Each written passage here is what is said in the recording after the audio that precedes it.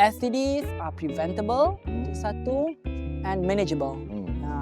You don't wait for the complications to come. You need to seek treatment early.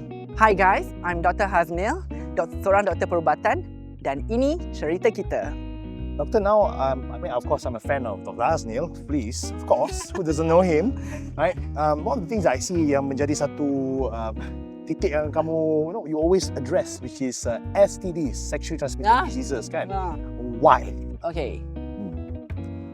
Dalam masalah kesihatan ada banyak masalah kesihatan kan.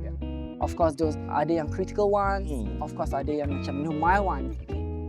In terms of STDs, kita tengok it as something yang selalu dipinggirkan oleh masyarakat.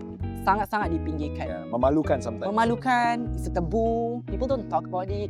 Tapi dia kena dirawat sebelum things got worse. And perlu di-prevent. So I feel as a clinician kan, as a medical doctor, I rasa that is my cara I nak bantu ialah by focusing on them. I can focus on family medicine, definitely I do that. Right. Tapi STDs ni tak ramai orang nak rawat. Certain clinics pun akan cakap, no, we don't accept patients with STDs sebab dia rasa macam it's a sin to treat them. But actually apa-apa you buat pun, in the end kalau you dapat penyakit, you nak dirawat. So as a doctor, I play my role to treat, not to judge.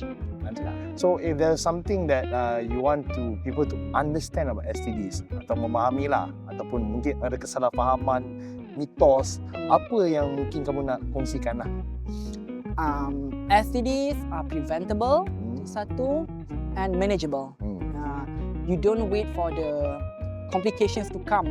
You need to seek treatment early before you got the late stage of the illness lah. Kalau contoh STD ni kan, boleh tak dia transmit kepada anak kamu? Boleh, definitely. HIV is definitely we know lah. Vertical transmission from mother to anak. Okay, newborn baby can get herpes disease. So banyak je diseases yang you boleh bawa complication to your anak. Itu on. Pada anda semua yang menonton tu, jangan lupa untuk follow, like, share, subscribe dan paling penting sekali guys, kalau korang nak kongsikan cerita tu, korang boleh DM kan saya ataupun korang boleh komen kat bawah.